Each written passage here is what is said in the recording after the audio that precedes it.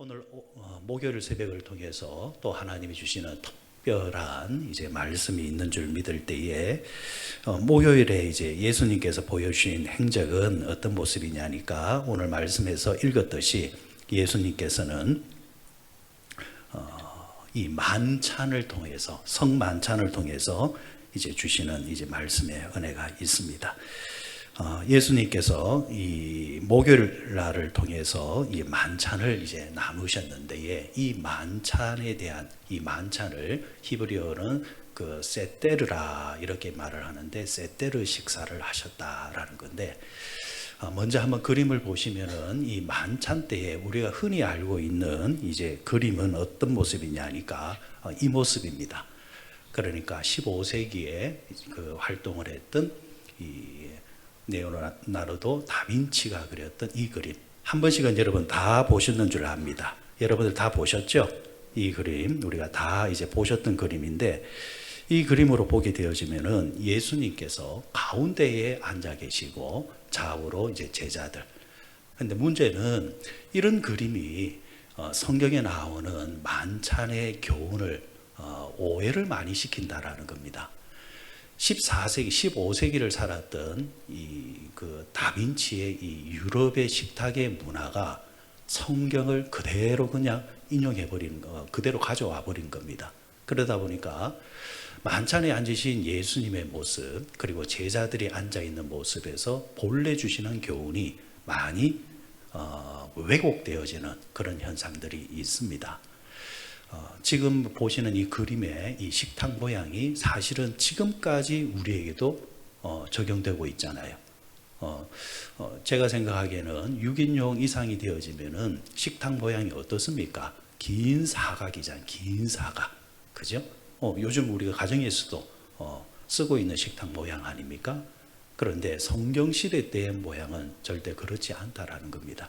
그래서 성경시대 때의 그림을 한번 보시면은 성경시대 때 예수님 시대 때의 식탁 모양은 바로 이런 모양입니다. 전체적으로 어떤 모양입니까? 긴 사각이 아니라 디귿자 모양을 가지고 있습니다. 디귿자 모양을 가지고 있으면서 3인이 한 식탁, 한 조를 이루면서 앉는 문화입니다. 그러면서 제일 상석이 어디가 되느냐 하면은 왼쪽 날개 쪽입니다. 왼쪽 날개 쪽에 제일 상석이 되고 그리고 제일 말석이 어떻게 되느냐? 오른쪽에 포지션을 잡습니다. 이런 이제 문화를 가지고 있는데 그러면은 가운데 자리는 누가 서서 활동을 하느냐? 그 집의 종들, 그 집의 종들이나 노예들이 이제 서빙을 하면서 음식을 갖다 주면서 나름의 편리성을 가지고 있습니다. 이 문화는 어디서 왔느냐니까 예수님 시대 때에 유대 사회를 이제 점령을 했던 로마의 문화에서 그대로 이제 따온 겁니다. 로마인들이 이런 이제 식탁에 둘러 앉아서 식사를 하면서 자신의 신분과 그리고 식탁에 앉았을 때에 누가 어디에 앉느냐에 따라서 누가 이 식탁의 주빈이 되어지고 그리고 높은 사람이고 낮은 사람이고 구분이 되어지는 모습을 가지게 된 겁니다. 그러면은 이 모습에서 가장 상석이 왼쪽이라 말씀을 드렸습니다. 그러면은 예수님은 어디에 앉으실까요? 가운데 앉으실까요? 아닙니다. 가운데는 다빈치가 그렸던 그림의 예수님의 그 자리는 보통의 사람이 앉는 자리입니다. 보통의 사람이 그 가운데 앉습니다. 예수님은 만찬의 주빈입니다. 그러면 자연스럽게 어디에 앉으십니까? 왼쪽 날개 쪽에. 왼쪽 날개 가운데 자리에 예수님은 포지션을 딱 잡습니다. 자, 이것이 이제 기본입니다. 그러면은 그 다음에 우리에게 궁금한 것이 뭡니까? 과연 제자들이 어느 자리에 앉았을까? 제자들이. 여러분 예나 지금도 마찬가지잖아요. 사람들은요 어느 자리에 가든 하물며 차를 타든 내가 어디에 앉는가에 대해서 극도로 신경을 쓰는 경우가 많습니다. 그 자리에 앉음으로 통해서 나라는 존재가 어떤 위치에 포진하고 있는가가 은근히 드러난다는 것은. 그래서 이런 것 때문에 실랑이를 벌이는 경우들이 아주 많습니다. 아주 많아요. 여러분, 우리도 한번 가만히 생각해 보십시오. 은근히 그런 게 많이 작용을 하지 않습니까? 이게 여러분, 성경의 이 좌석의 배치에 담겨진 나름의 귀한 교훈이라는 겁니다. 자, 마가복음 이 말씀을 뒤로한 채 누가복음에 보면은 이런 말씀이 나옵니다. 예수님께서 만찬을 이렇게 즐기실 때에 그 제자들이 와서 주여, 나를 오른쪽에 나를 왼쪽에 앉게 해 주옵소서 라는 말씀이 나와요. 이건 뭐냐 하니까 누가 크냐라는 논쟁이죠. 예수님의 제자들 안에서 이 누가 크냐라는 논쟁을 늘 가지고 있었습니다. 그러니까 만찬의 자리에서도 이제 그 말을 하는 겁니다. 그러면 예수님 좌우편에 누가 앉았을까? 그러면 제일 말석에는 누가 앉았을까? 라는 질문이 주어지게 됩니다. 자연스럽게 우리가 상상하는 것은 생각해 보십시오. 예수님 좌우편에 누가 제일 먼저 앉으려고 했을까요? 누가 먼저 앉으려 했을까요? 베드로. 우리는 성격상으로 베드로는 항상 첫째가 아니면 화를 내는 사람입니다. 그렇잖아요. 예수님께 고백할 때도 제일 먼저 고백하려고 하고, 헤엄을 져서 달려갈 때도 예수님께 제일 먼저 달려가려고 바다에 뛰어들었던 사람도 베드로고, 항상 첫째가 아니면 화를 내는 사람입니다. 둘째, 셋째가 되면은 화를 내면서 아예 나는 둘째, 셋째 싫다, 가운데도 싫다, 그럴 바에 나는 막내 할 거다, 이런 식으로 화를 내는 사람. 내 이름이 앞에 서지 않으면 취합을 하면서 저 뒤에 가가지고 이러고 있는 사람. 그게 베드로예요. 그게 베드로예요. 그럼 우리가 상상할 수 있는 것이 베드로가 예수님 좌우편 어느 자리에 포지션을 했을 것이다. 우리는 충분히 짐작할 수 있단 말입니다. 그런데 이 예수님 좌우편에 누가 앉게 되느냐 하면은, 예수님의 좌우편에는 한 사람은 요한이요, 또 한 사람은 누굴까요? 가룟 유다가 됩니다. 왜냐하면 먼저 이 요한의 이야기를 보면은 요한이 예수님의 오른쪽에 딱 앉게 됩니다. 이 왼쪽에 세 사람이 앉는 가운데 자리가 예수님 자리고, 좌우편 중에서 우편이 누구냐니까 요한이 그 자리에 앉게 되어집니다. 성경에 보면은 예수님의 사랑하는 제자라는 이름으로 요한이 계속해서 등장을 하게 되어지는 데에, 요한은 식사를 하면서 자연스럽게 예수님 품에 안깁니다. 이 말씀이 요한복음 13장에 보면은 만찬의 이야기 속에서 등장을 하고 있습니다. 새벽이라서 일일이 찾지는 않겠지만은 방송실에 드렸던 이 말씀 구절은 알아서 한 번씩 띄워주시기 바랍니다. 보시면은 23절에 보면은 예수의 제자 중 하나 곧 그가 사랑하시는 자가 예수의 품에 의지하여 누웠는지라, 이렇게 이야기를 하고 있습니다. 자, 그런데 여기서 눈여겨볼 것은 누웠는지라 했잖아요. 왜 식사하는 데서 왜 눕냐라는 겁니다. 이것도 여러분 다빈치 그림을 통해서는 도통히 이해할 수 없는 이야기입니다. 하지만 유대인들이 그 당시 식사하는 모습을 보게 되어지면은 이 말씀은 이해할 수 있습니다. 한 장의 그림을 한번 보여주시기 바랍니다. 이 그림이 그 당시에 식사하는 실제 모습입니다. 여러분, 이들이 서서 합니까? 앉아서 합니까? 누워서 식사합니까? 누워서 하고 있습니다. 이렇게 식사하면 소화가 될란가 싶은데, 이 또한 로마에서 수입된 문화입니다. 자, 예수님께서 사셨던 시대 문화는 로마 문화입니다. 로마 문화가 그 당시에 선진 문화란 말입니다. 선진 문화가 자연스럽게 로마의 속국으로 들어온 겁니다. 자, 왜 이들은 누워서 식사를 하느냐? 그 당시 문화는 서서 식사를 하는 사람은 신분이 어떤 신분이라고요? 노예입니다. 노예. 평민이나 귀족이나 그 이상의 계급은 절대로 서서 식사를 하지를 않습니다. 그리고 그러다 처음에는 앉아서 식사를 했습니다. 우리말에 서면 앉고 싶고 앉으면 어찌하고 싶고 눕고 싶고 그러면서 자연스럽게 비스듬히 눕는 문화가 생겨난 겁니다. 이게 누워서 하면은 왠지 내가 신분이 높은 사람이다. 그리고 자유자, 신분이 낮은 사람이 아니라 신분이 높고 그리고 나라적으로도 자유 민주의 나라의 백성이다 라는 것을 이 식사 문화를 통해서도 이제 드러내는 겁니다. 자, 그러면은 제일 오른쪽에 이제 왼쪽 날개에서 오른쪽에 있는 사람이 식사를 하면은 비스듬히 이제 식사를 하게 되어지면은 어떤 모양이 나올까요? 왼쪽에 있는 사람 쪽으로 자연스럽게 몸이 어느 정도 기울게끔 되어져 있습니다. 우리가 읽었던 말씀 요한복음 14장에 요한이 식사할 때에 예수님 품에 어떻게 됐다 했습니까? 안겼다 이랬잖아요. 안겼다. 그러니까 이 식사 문화에서만이 나올 수 있는 모습이라는 이야기입니다. 그러므로 통해서 사도 요한은 예수님의 오른쪽에 앉아 계셨다. 누워 있었다. 식사했다. 그러면 한 자리가 아까 남았다 했습니다. 그 한 자리가 누구의 자리라 했습니까? 가룟 유다의 자리입니다. 자, 이 지점에서 베드로가 상당히 화가 났을 거예요. 베드로는 어디에 앉아야 되는 사람입니까? 그 둘 중에 예수님의 3인방이 누굽니까? 베드로와 야고보와 요한이에요. 이 세 사람 중에 사도 요한이 먼저 자리를 딱 차지하고 들어갔습니다.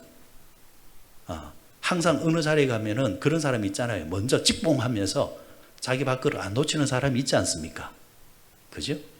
그리고 또 어떤 사람은 어련히 내가 앉는 자리야 생각하며 들어갔는데 그 사람이 누굽니까? 베드로인데 이 가룟 유다가 베드로가 방심한 틈을 타서 예수님 옆자리에 턱 앉아버리는 겁니다. 또 이 가룟 유다는 또 묘한 사람이에요. 여러분, 가룟 유다의 출신이 어디냐? 이스라엘 남부 지역입니다. 예루살렘 주변의 도시입니다. 가룟이. 그러다 보니까 당시로 보면은, 오늘로 보면은 수도권입니다. 수도권. 나름대로 배운 사람이에요. 이 배운 사람 입장에서는 갈릴리 북부 출신의 사람, 특히나 그 예수님 주변에서 늘 내가 대장이라 말하는 베드로가 눈에 들어왔겠습니까?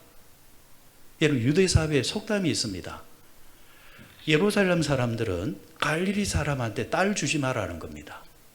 왜 주지 말라느냐 하니까 짐승한테 왜 딸을 주냐라는 겁니다. 이해하시겠죠?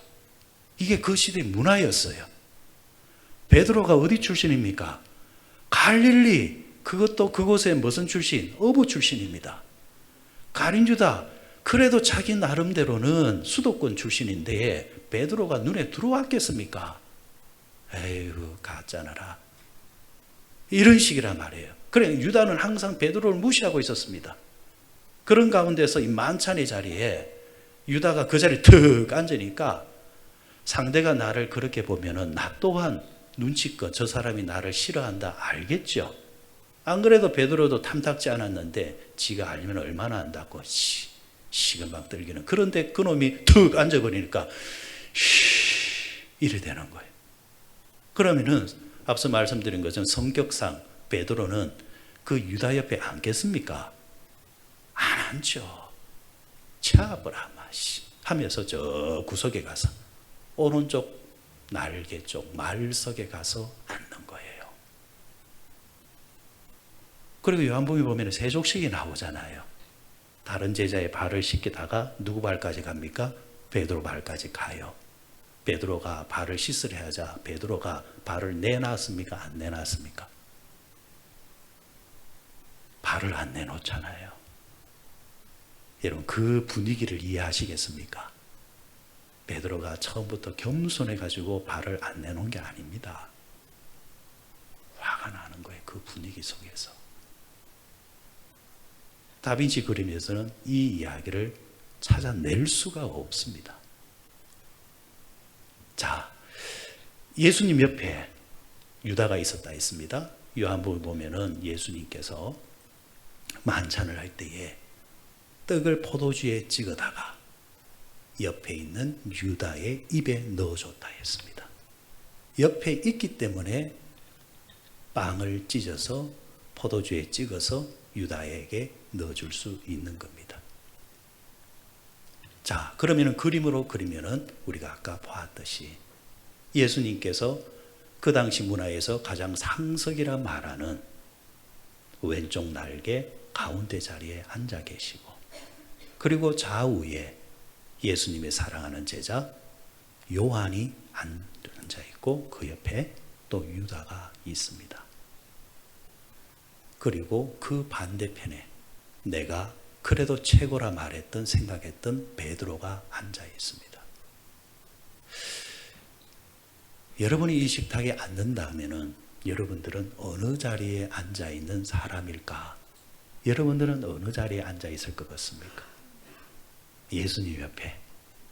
예. 참 극과 극의 사람이 앉아 있습니다. 예수님 왼편에 앉아 있었던 사도 요한은 예수님께서 십자가에 오르실 때 유일하게 예수님의 발치 아래에서 예수님을 끝까지 보고 있었던 사람입니다. 끝까지 보고 있었습니다. 그리고 예수님이 십자가 위에서 마지막 말씀을 남길 때에 요한에게 부탁을 하나 하죠. 요한아, 마리아는 지금부터 너의 어머니니라. 내 어머니를 너에게 부탁한다. 그리고 요한은 그 말씀을 받들어서 그는 죽는 그날까지 마리아를 어머니처럼 봉양을 합니다. 여러분 상상을 해보십시오. 다 같은 제자입니다. 그런데 어떤 제자는 성령 받아서 사역한다면서 이리저리 다니고 있습니다. 교인들로부터도 존중을 받고 존경을 받고 있습니다. 그런데 요한은 예수님의 마지막 부탁을 거절하지 못해서 예수님의 어머니 마리아를 모시는 데에 자신의 평생을 소비하게 됩니다. 요한의 입장에서는 재미없잖아요. 뭔가 사역에 다이나믹한 게 없잖아요. 뭔가 이름이 불려져서 이렇게 폼 나는 자리에서 쓰임을 받아야 되는데, 그런데 늘 노모를 모시는 것으로 자기 인생을 소비를 해야 된단 말입니다. 그렇지만은 요한은 끝까지 그 말씀을 받들어서 마리아가 죽는 그날까지 마리아를 봉양을 합니다. 그럴 때 하나님께서는 그에게 특별한 은혜를 주셨습니다.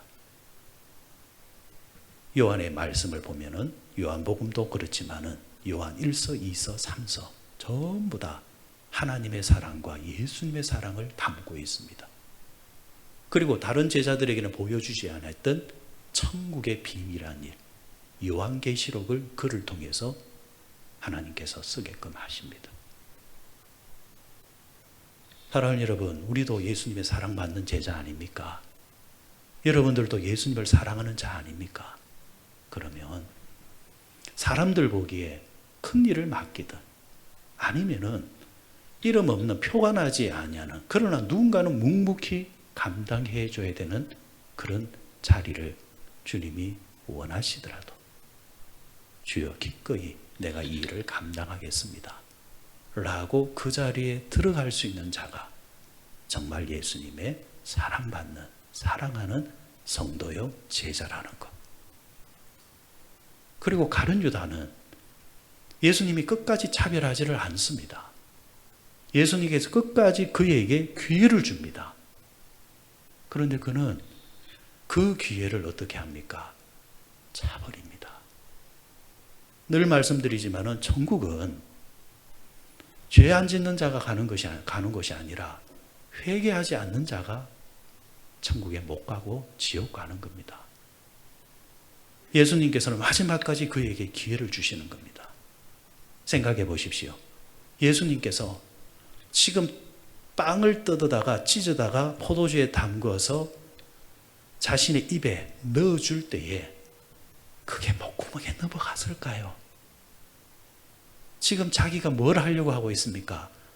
예수님을 팔려고 하고 있잖아요. 예수님도 알지만은 그래도 그에게 빵을 찢어서 넣어줍니다. 아마 가슴이 쿵쾅쿵쾅쿵쾅 거리면서 목구멍에서 내려가지 않고 그 빵이 맴돌고 있었을 겁니다. 그러면 복이 있는 사람이라면 어떻게 해야 됩니까?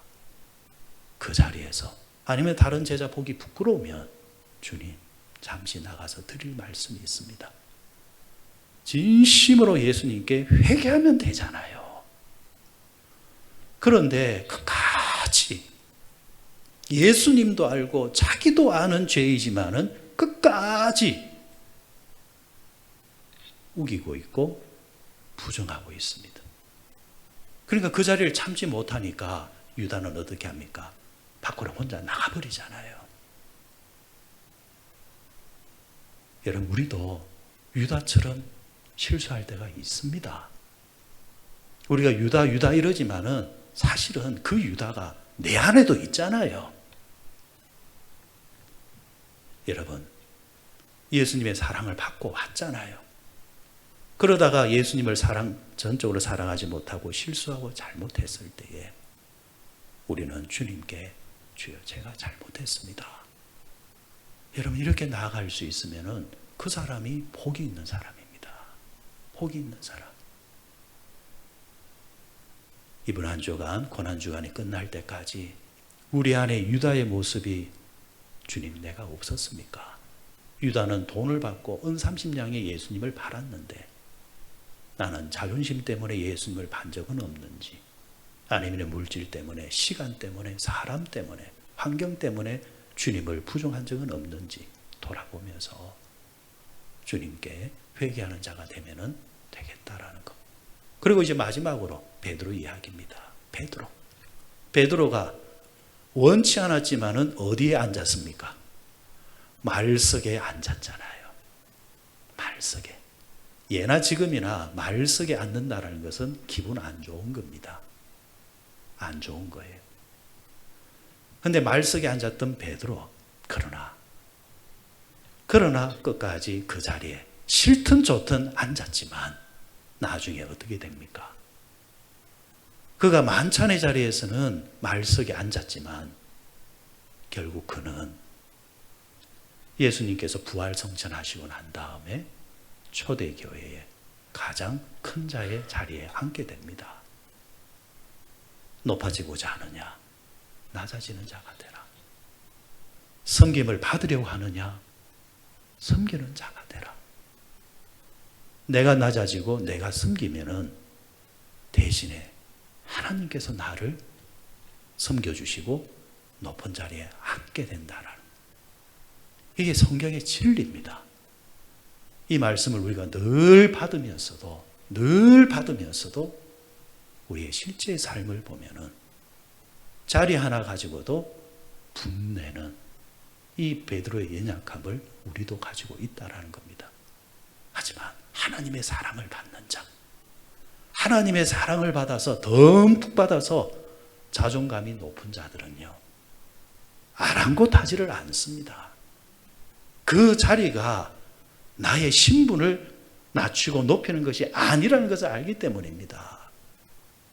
마음의 신분이 낮은 사람이요, 그런 데서 화를 냅니다.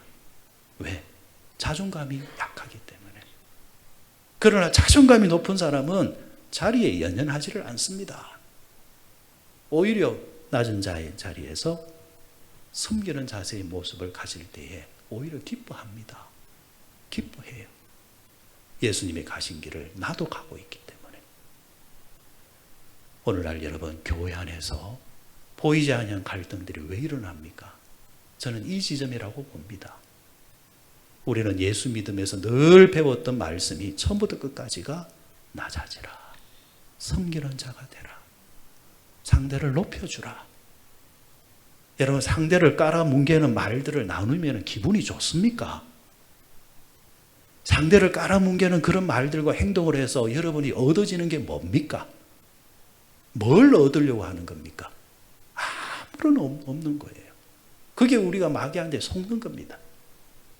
그런데 우리가 상대를 높이는 이야기를 자꾸 하게 되면은 얻어지는 게 뭡니까? 하나님 말씀대로 사니까. 믿음 주신 주님의 믿음대로 사니까. 주님을 기쁘게 하고 하나님을 기쁘게 하니까 그 자체만으로도 여러분 우리가 얼마나 귀한 걸 얻습니까?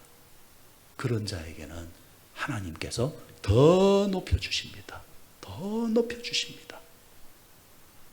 사랑 여러분, 목요일 아침에 나는 어느 자리에 있는가 한번 가만히 생각해 보시고 예수님께서 당신의 옆에 앉아 놓으시면 주님 내가 무엇이길래 나를 이렇게 옆에 앉아 놓으십니까? 사도 요한처럼 아무리 작은 일을 맡기더라도 끝까지 충성하는 자가 되시고 주님께서 너 오늘은 저쪽에 말석에 좀 앉아서 좀 섬겨라 이러면은 예 아멘 감사합니다. 하나님 또 섬길 수 있는 자리 주심을 감사합니다. 그 자리에서 묵묵히 충성을 다하면 어느 순간 되면은 여러분들을 세워놓으신 자리를 여러분들 보게 될 줄 믿습니다. 아무쪼록 이 성경의 진리가 오늘 이 아침에 여러분과 함께 하시기를 바랍니다. 하나님 아버지 감사합니다. 목요일 예수님께서 제자들을 불러 모으시고 만찬을 나누시면서 최후의 만찬을 나누실 때에 그 자리를 통하여서 제자들은 각자의 자리에 앉아서 식사를 할 때에 또 묘한 감정의 변화도 있고 또 신경전도 벌어지는 그 식탁의 자리, 예수님 좌우편에 예수님을 사랑하는 예수님의 사랑을 받는 또 한 제자가 앉아 있고 반대편 그 옆에는 또 예수님을 이제 곧 팔려고 하는 배신자 가룟 유다가 앉아 있고 예수님은 다 알고 계심으로도 전혀 표를 내지 아니하고 두 사람을 앉혀놓고 있습니다.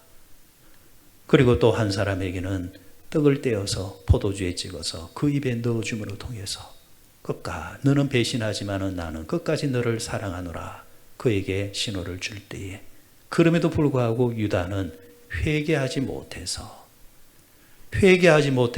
멸망하는 자의 길을 걷고 말았습니다.